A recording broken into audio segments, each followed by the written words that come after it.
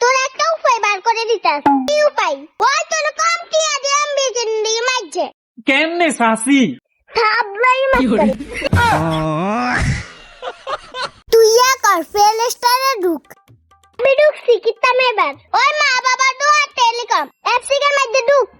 লেখ মা বাবা দোয়া টেলিকম ঢুকছি ভাবি। এবার ডাউনলোড করিল। হ্যাঁ করছি ভাবি। এই এফসিকের মধ্যে তুই কম টিয়া দিয়ে এমবি কিনতে আসবি।